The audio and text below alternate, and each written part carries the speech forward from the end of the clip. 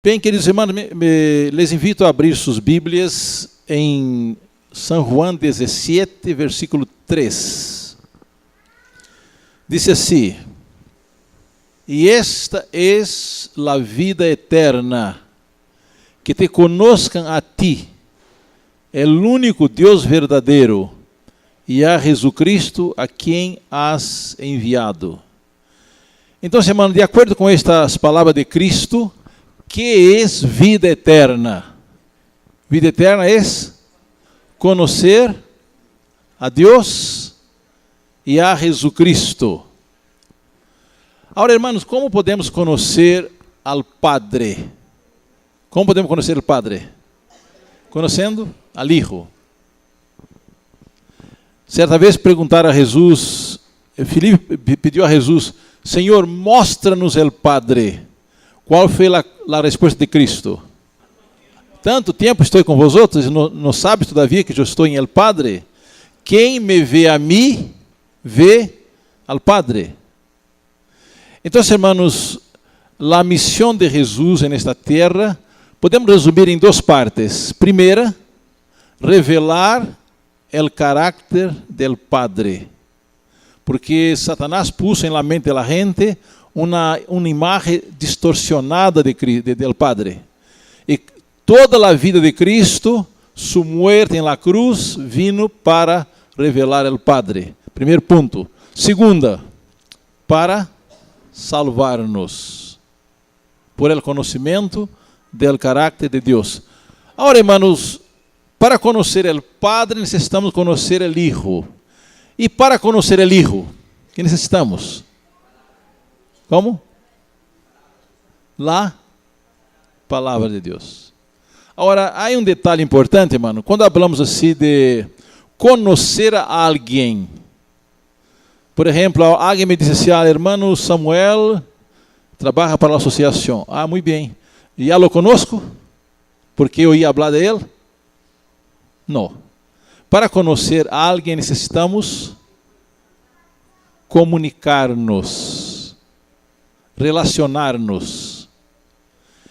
Bem, irmão, há uma cita muito importante do Espírito de Profecia que diz assim: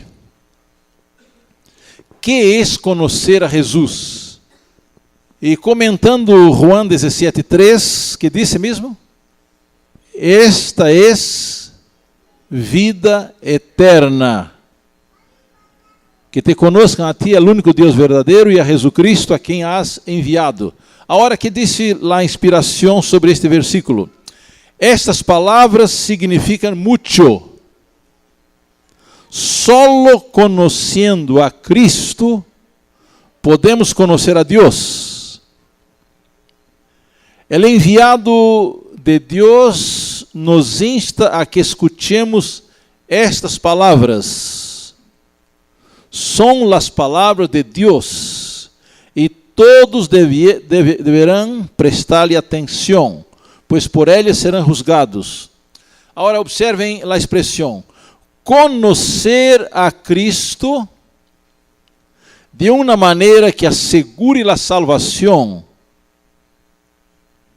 é ser vitalizado com um conhecimento espiritual. Es practicar sus palavras. Sem esto, todo lo demás no tiene valor. Então, irmão, o que significa conhecer a Jesus? Podemos falar de ler a Bíblia, é uma coisa. Ler a Bíblia é o mesmo que estudar a Bíblia. É o mesmo?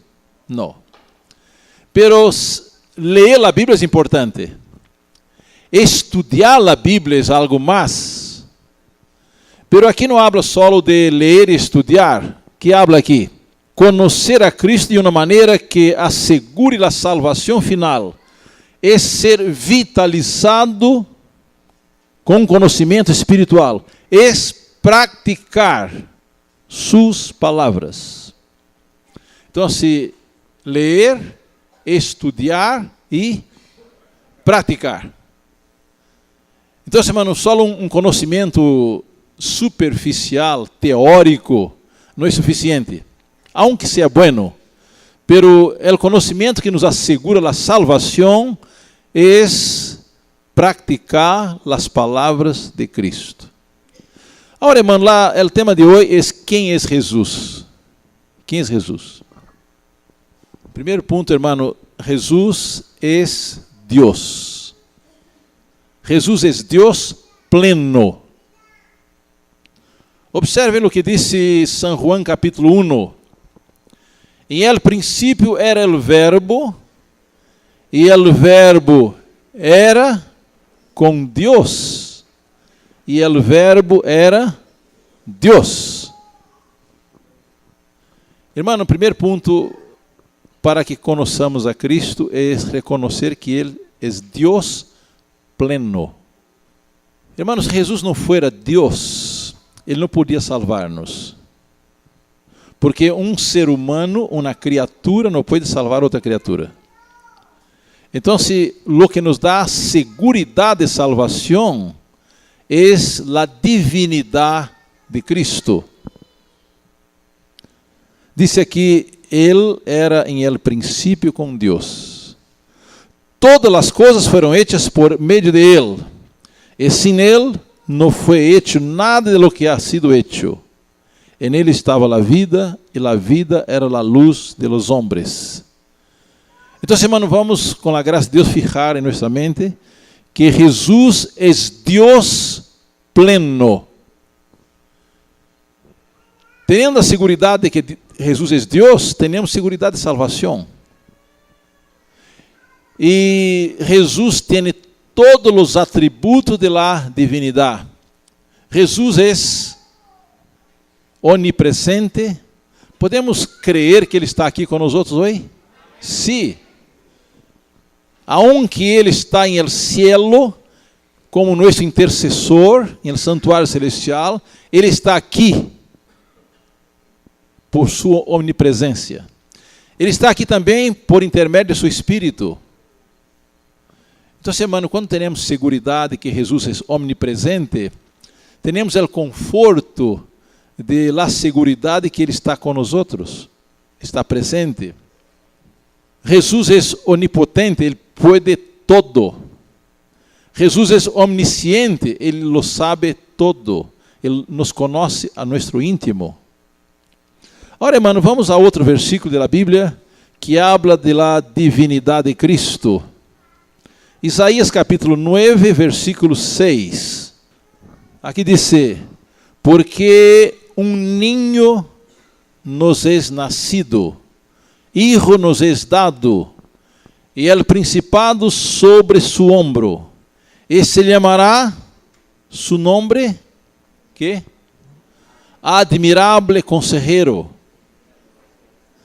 ¿Qué más? Dios fuerte,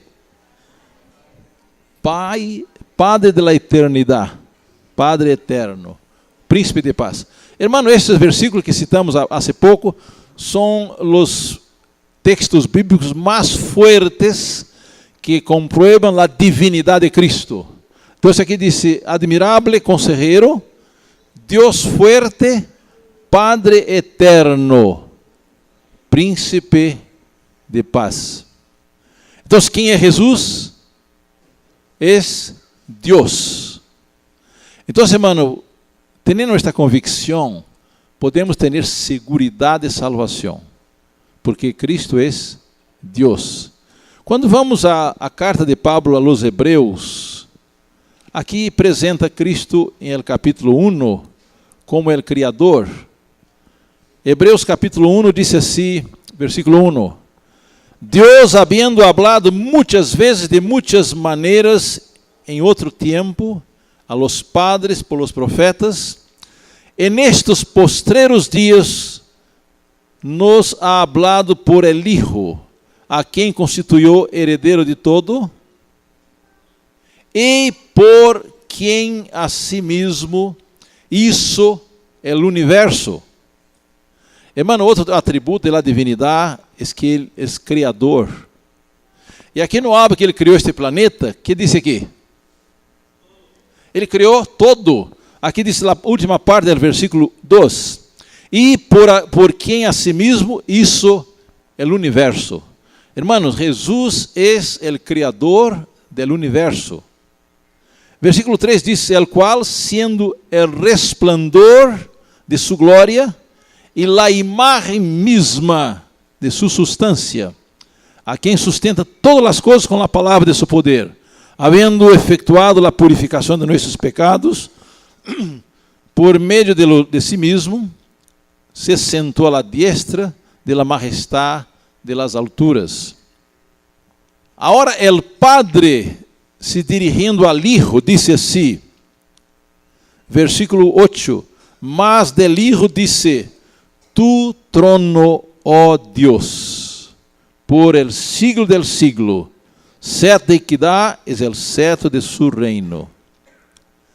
Has amado la justicia y aborrecido la maldad, por lo cual te ungió Dios, el Dios tuyo, con óleo de alegría más que a tus compañeros.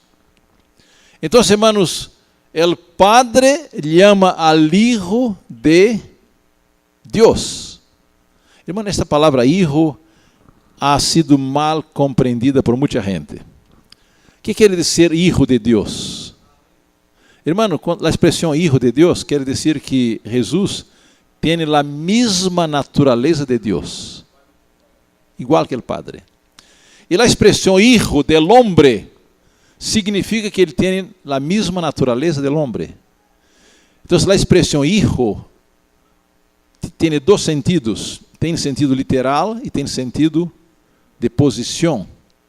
Então, se Cristo é o Hijo de Deus, em el sentido de que ele tem a mesma natureza, os mesmos atributos, as mesmas qualidades do Padre. Isso quer dizer Hijo. E a expressão Hijo del hombre quer dizer que ele tem a mesma natureza del hombre. Então, hermano, o capítulo 1 de Hebreus diz que prueba a divinidade de Cristo. Versículo 10 diz: E tu, ó Senhor, em el princípio fundaste a terra, e los cielos são obras de tus manos. Agora, hermanos, se vamos ao capítulo 2, temos uma outra visão. Em São João capítulo 1, versículo 14, diz: E el verbo se hizo carne e habitou entre nós outros, e contemplamos sua glória como a glória do unigênito del Padre, lleno de graça e de verdade. Então, o capítulo 1, versículo 1, habla que Jesus é Deus. E el versículo 14, diz que o verbo se hizo carne e habitou entre nós outros, e contemplamos sua glória como a glória do unigênito del Padre, lleno de graça e de verdade. Pero se vamos ao capítulo 2 de Hebreus, aqui o apóstolo habla de la humanidade de Cristo. Hermano, a Bíblia diz que o homem foi criado um pouco menor que os ángeles. E aqui diz que Cristo também, quando se hizo homem, tomou a posição del homem. Versículo 6 diz assim: Pero alguém testificou em certo lugar, dizendo: Que é o homem, para que te acuerde de él? O el hijo del hombre, para que le visites? Le hiciste um pouco menor que os ángeles, le coronaste de glória e de honra, e le pusiste sobre as obras de tus manos. Agora, hablando de Cristo, que diz o apóstolo Pablo em versículo 9? Pero vemos a aquele que foi hecho um pouco menor que os ángeles, a Jesus, coronado de glória e de honra, a causa del padecimento e da muerte, para que por la graça de Deus gustasse la muerte por todos. Hermano, este ponto deve quedar muito claro em nossa mente. E o capítulo 1 de Hebreus habla de Jesus como el Criador, como Deus completo, Deus perfeito. E o capítulo 2 habla que Cristo se hizo hombre. E que natureza tinha Jesus quando hizo homem? Irmão, a mesma natureza que nós outros temos, com uma diferença. Cristo não tinha inclinação ao pecado. Então, se aqui diz que Jesus se hizo menor que os ángeles. Como Deus era criador de los ángeles, como homem se hizo menor que os ángeles. Versículo 10 diz: porque convenia aquele por cuya causa são todas as coisas e por quem todas as coisas subsistem, que havendo de levar muitos hijos a la glória, perfeccionasse por aflicciones el autor de la salvación de ellos. E aqui diz versículo 11: porque el que santifica, e los que são santificados de uno são todos, por lo cual no se avergüenza de llamarlos hermanos. Irmãos, já pensaram que honor Deus nos dá? Al aceitar a Jesus como nosso Salvador, diz que Ele não se avergüenza de llamarnos hermanos, hermanos de Cristo. Versículo 14 diz: assim que, por quanto os hijos participam de carne e sangue, Ele também participou de lo mismo, para destruir por meio de la muerte al que tenía el imperio de la muerte, esto es, el diablo.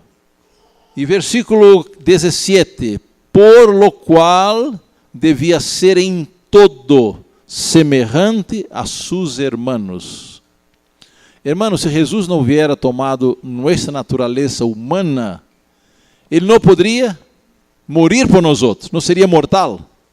Então, se aunque como Deus, Ele é criador, é perfeito, pero como homem se hizo como nós outros, la mesma carne, la mesma sangre, se hizo mortal. De outra maneira, não podia morir por nós outros. Pero como dissemos, Ele tinha uma diferença, não tinha pecado. Nunca praticou o pecado e nunca tuvo pecado em sua humanidade. Vamos ler capítulo 7, versículo 26. Desde o versículo 25 diz assim: por lo qual pode também salvar perpetuamente a los que por Ele se acercam a Deus, vivendo sempre para interceder por eles. Agora, irmão, especial atenção ao versículo 26. Porque tal sumo sacerdote nos convenia, santo, inocente, sem mancha, apartado de los pecadores e hecho mais sublime que los cielos. Então, hermano, Jesus tinha a mesma carne, a mesma sangue que temos, pero que não tinha ele? Pecado. Irmão, se ele tivesse pecado, se ele tivesse uma inclinação ao pecado, já não podia ser nosso Salvador. Ele seria também pecador. Ele necessitava que alguém intercedera por ele. Então, se aunque Jesus se hizo homem, como nós outros, carne, sangue, mortal, pero nele não houve pecado. Então, ele pode ser nosso perfeito Salvador. Então, hermano, repassando, quem é Jesus?